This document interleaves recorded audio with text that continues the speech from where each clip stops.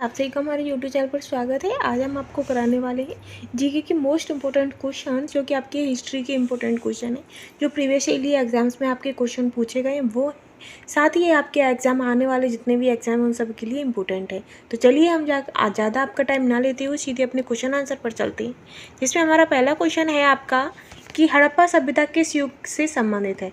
तो जो आपका हड़प्पा सभ्यता है वो आपकी कांस्य युग से संबंधित है। किससे है? कांस्य युग से संबंधित है। ठीक है, आगे है नेक्स्ट आपका कि किस आधार पर हड़प्पा सभ्यता का काल 2350 ईस्वी से 1750 ईस्वी माना जाता है। तो किसके आधार पर? तो आप कह दोगे कि रेडियो कार्बन परीक्षण C14 जो है उसके द्वारा जो हमारा हड़प्पा सभ्यता है उसका जो काल पीरियड दिया गया है, समय पीरियड, वो आपका दिया गया है 2350 ईस्वी पूर्व से लेकर 1750 ईस्वी पूर्व। ठीक है, आगे चलते हैं कि सबसे प्राचीन धार्मिक ग्रंथ कौन सा है। तो आप सभी को ही पता होगा कि सबसे प्राचीन धार्मिक ग्रंथ जो हैं वो ऋग्वेद माने जाते हैं। क्या माने जाते हैं? वेद माने जाते हैं। वेद कितने प्रकार के होते हैं? तो 4 होते हैं। कौन कौन से? ऋग्वेद, सामवेद, अर्थवेद, यजुर्वेद। इन सब में भी सबसे पुराना वेद कौन सा है? तो वो आपका ऋग्वेद हो जाता है। ठीक है, आगे है आपका कि संगम युगीन इतिहास जानने के महत्वपूर्ण स्रोत क्या है। तो वो है आपका संगम युगीन साहित्य। ठीक है, आगे है कि बहमनी साम्राज्य की स्थापना कब हुई थी। तो बहमनी साम्राज्य की जो स्थापना थी वो 1347 ईस्वी में हुई थी। ठीक है फ्रेंड्स, आगे हम चलेंगे कि तुगलक वंश के संस्थापक कौन है। तो तुगलक वंश के जो संस्थापक हैं वो आपके गयासुद्दीन तुगलक हैं। ठीक है, आगे है आपका कि हड़प्पा सभ्यता का काल कितने ईस्वी से कितने ईस्वी तक था। जो हड़प्पा सभ्यता का काल पीरियड था वो कितने से कितने तक था। तो आपका आंसर हो जाएगा कि 250 ईसा पूर्व से लेकर 1700 ईसा पूर्व तक था। ठीक है, आगे हम चलेंगे, आगे है आपका कि संगम साहित्य से कौन सा क्षेत्र इतिहास जाना जाता है। तो वो आपका दक्षिण भारत का इतिहास जाना जाता है। आगे है आपका कि गजनी साम्राज्य की स्थापना किसने की थी। वो हम आपको बताएंगे, पर हम साथ ही आपको बताते जा रहे हैं कि अगर आपको ये PDF चाहिए तो ये आपके handmade note, hand writing notes हैं, जो कि आपको हमारे टेलीग्राम ग्रुप से आप इसे डाउनलोड भी कर सकते हैं। ठीक है, फिर आता है कि गजनी साम्राज्य की स्थापना किसने की थी। तो इसका आंसर हो जाएगा आपका कि अल्पतगीन नामक तुर्क सरदार ने की थी। किसने की थी? अल्पतगीन नामक तुर्क सरदार ने। नेक्स्ट है कि संगम साहित्य में किसे महाकाव्य स्वीकार किया गया था। तो संगम साहित्य में आपका जो शिल्पादिकारम था उसे महाकाव्य स्वीकार किया गया था। ठीक है, आगे है कि किसमें 16 महाजनपदों की सूची उपलब्ध है। तो जो आपका अगुंतर निकाय है उसमें 16 महाजनपदों की जो सूची है वो उपलब्ध है। तो फ्रेंड्स, जो मैं आपको कंटेंट आपको करा रही हूँ ये काफ़ी इंपॉर्टेंट कंटेंट है और ये हर एग्जाम के लिए इंपॉर्टेंट है, फिर वो आपका किसी भी क्षेत्र का, किसी भी स्टेट का एग्जाम हो। ठीक है, आगे हम चलते हैं कि 6ठी शताब्दी ईस्वी पूर्व में किस महाजनपद की राजधानी का नाम महाभारत एवं पुराणों में मालिनी मिलता है। क्या मिलता है? मालिनी। तो जो अंग था, जो अंग महाजनपद का जो अंग राज्य था, तो उसकी जो राजधानी अंग थी वो महाभारत एवं पुराणों की में मालिनी मिलता है। ठीक है, आगे है आपका कि 6ठी शताब्दी ईसा पूर्व में चेदी महाजनपद की राजधानी क्या थी। तो चेदी महाजनपद की राजधानी जो थी वो आपकी सातित्थवती थी। क्या थी? सोतित्थवती। ठीक है, आगे हम बढ़ते हैं कि जैन परंपरा के अनुसार जैन धर्म में कुल कितने तीर्थंकर थे।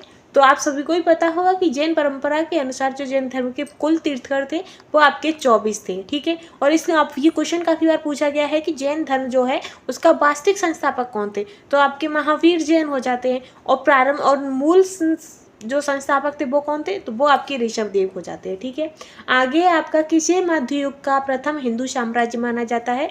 तो किसे माना जाता है? तो विजयनगर को प्रथम हिंदू साम्राज्य माना जाता है। ठीक है, आगे है आपका कि हड़प्पा की खोज का श्रेय किसे जाता है। तो जो दयाराम बहादुर साइनी थे, जो राय बहादुर दयाराम साइनी थे, उन्हें हड़प्पा की खोज का श्रेय दिया जाता है। आई होप आप सभी को ये हमारा कंटेंट अच्छा लग रहा होगा। आगे हम चलेंगे कि जैन धर्म के प्रथम तीर्थंकर या संस्थापक कौन थे। तो वो आपके ऋषभदेव थे, और वास्तविक आपके कौन थे? वास्तविक आपके थे महावीर जैन। ठीक है, फिर है कि जैन धर्म के दूसरे तीर्थंकर कौन है। तो दूसरे तीर्थंकर आपके अजीतनाथ हैं। आगे हम चलते हैं कि मौर्य साम्राज्य की स्थापना किसने की थी। तो मौर्य साम्राज्य की जो स्थापना थी वो आपकी चंद्रगुप्त मौर्य ने 322 ईसा पूर्व में की थी। कब की थी? 322 ईसा पूर्व में चंद्रगुप्त मौर्य ने। और किसकी सहायता से? तो चाणक्य की सहायता से की थी। ठीक है, फिर आगे आता है आपका कि नंद वंश के अंतिम शासक घनानंद को किसने हराया था? तो नंद वंश के जो अंतिम शासक थे आपके घनानंद, उनको चंद्रगुप्त द्वितीय ने हराया था, और वो भी चाणक्य की मदद से। ठीक है, आगे है आपका कि सैयद वंश के संस्थापक कौन है? तो सैयद वंश के संस्थापक आपके खिज्र खां हैं। कौन है? खिज्र खां। ठीक है, आगे हम चलते हैं। नेक्स्ट क्वेश्चन है कि चंद्रगुप्त मगध साम्राज्य की गद्दी पर किसके संयोग से बैठे थे? तो जो चंद्रगुप्त थे वो मगध साम्राज्य की गद्दी पर आपके चाणक्य की सहायता से बैठे थे, और चाणक्य की एक प्रसिद्ध पुस्तक भी है अर्थशास्त्र। ठीक है, आगे है कि हड़प्पा सभ्यता का प्रचलित नाम क्या है? तो हड़प्पा सभ्यता का जो प्रचलित नाम है वो आप सभी को पता ही है, उसे हम सिंधु घाटी सभ्यता भी कहते हैं।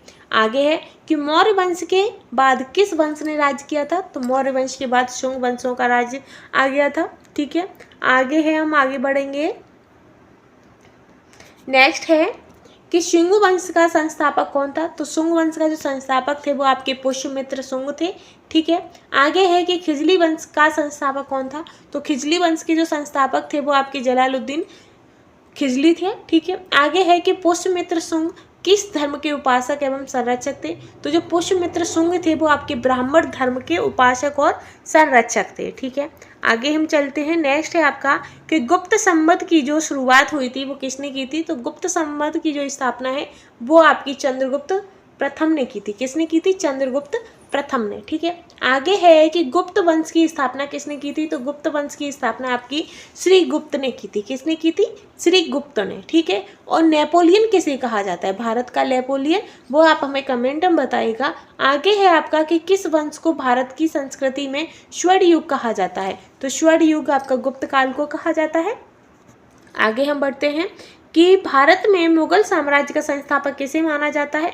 तो भारत में मुगल साम्राज्य का जो संस्थापक है वो बाबर को माना जाता है। ठीक है, आगे है कि पुष्यभूति वंश की स्थापना किसने की थी? तो पुष्यभूति वंश की जो स्थापना है वो पुष्यभूति वर्धन ने की थी। किसने की थी? पुष्यभूति वर्धन ने की थी। ठीक है, आगे है आपका कि भारत पर आक्रमण करने वाला प्रथम मुस्लिम शासक कौन था? तो भारत पर आक्रमण करने वाला प्रथम मुस्लिम शासक आपके मोहम्मद बिन कासिम थे। कौन थे? मोहम्मद बिन कासिम। ठीक है, आई होप आप सभी को ये हमारे क्वेश्चनों का जो कंटेंट है वो पसंद आ रहा होगा। ये प्रीवियस ईयरली क्वेश्चनों पर आधारित है। आगे है आपका कि पुष्यभूति वंश किस कारण प्रसिद्ध था? तो वो हूणों के संघर्ष के कारण प्रसिद्ध था। किसके? हूणों के साथ संघर्ष के कारण ये प्रसिद्ध था। आगे है कि वेद का संकलन करता कौन है? तो जो वेदों के संकलन करता है वो आपके महर्षि दव्यपायन वेद व्यास हैं। कौन है? दव्यपायन वेद व्यास। ठीक है, आगे है कि पुष्यभूति वंश का चौथा शासक कौन था? तो पुष्यभूति वंश के चौथे शासक आपके प्रभाकर वर्धन थे। कौन थे? प्रभाकर वर्धन। ठीक है, आगे हम चलते हैं। सेन वंश की स्थापना किसने की गई थी? किसने और कहाँ की थी? तो सेन वंश की जो स्थापना थी वो आपकी सामंत सेन ने और राण में की थी। कहाँ थी?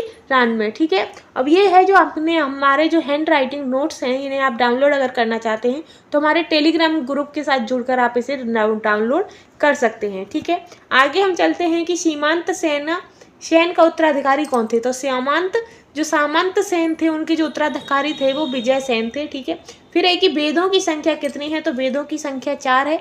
आपको पता ही होगा कौन कौन से वेद हैं। ऋग्वेद है, यजुर्वेद है, अर्थवेद है और सामवेद है। ठीक है, ऋग्वेद आपका सबसे पुराना और सबसे प्राचीन वेद है। आगे है कि सेन वंश की राजधानी कहाँ थी? तो सेन वंश की जो राजधानी है वो आपकी लखनौटी है। कहाँ पर है? लखनौटी। ठीक है, आगे है कि गहड़वाल वंश की स्थापना किसने कब हुई थी? तो गहड़वाल वंश की जो स्थापना थी वो आपकी 180 से 185 के मध्य हुई थी। आगे है कि भारत में तुर्की राज्य की स्थापना किसने की थी? तो भारत में तुर्क राज्य की स्थापना आपके मोहम्मद गौरी ने की थी। आगे हम चलते हैं कि गहड़वाल वंश का संस्थापक कौन था? तो गहड़वाल वंश का जो संस्थापक थे वो आपके चंद्रदेव थे। कौन थे? चंद्रदेव। ठीक है, आगे हम चलते हैं। आगे है आपका कि गढ़वाल शासकों को दूसरे किस नाम से जाना जाता है? तो उन्हें काशी नरेश के नाम से भी जानते हैं। ठीक है, आगे है कि चौहान वंश की स्थापना किसने की थी? तो चौहान वंश की जो स्थापना है वो वासुदेव ने की थी। किसने? वासुदेव ने। नेक्स्ट है कि चौहान वंश की स्थापना किस सदी में की गई थी? तो वो आपकी 6ठी सदी में की गई थी। नेक्स्ट आएगा आपका कि वासुदेव ने अपनी राजधानी कहाँ स्थापित की थी? तो वासुदेव ने अपनी राजधानी अहिच्छत्र में की थी। कहाँ? अहिच्छत्र में। छत्र में। ठीक है, नेक्स्ट है कि परमार वंश का संस्थापक कौन था? तो परमार वंश के जो संस्थापक थे वो आपके कृष्णराज, जिन्हें उपेंद्र भी कहते थे। ठीक है, नेक्स्ट है कि परमारों की राजधानी कहाँ थी? तो परमारों की जो राजधानी थी वो उज्जैन में थी। नेक्स्ट है कि गुलाम वंश की स्थापना किसने की थी? तो आप सभी को पता होगा कि गुलाम वंश की जो स्थापना थी वो कुतुबुद्दीन ऐबक ने की थी। ठीक है, और 1200 सदी में। ठीक, तो फ्रेंड्स ये आपकी मोस्ट इंपोर्टेंट हिस्ट्री से संबंधित आपकी मोस्ट इंपोर्टेंट 50 क्वेश्चनों की श्रृंखला कंप्लीट होती है। यदि आपको हमारा कंटेंट पसंद आया हो तो प्लीज़ चैनल को लाइक शेयर एंड सपोर्ट करना बिल्कुल भी ना भूलें। Thanks for watching.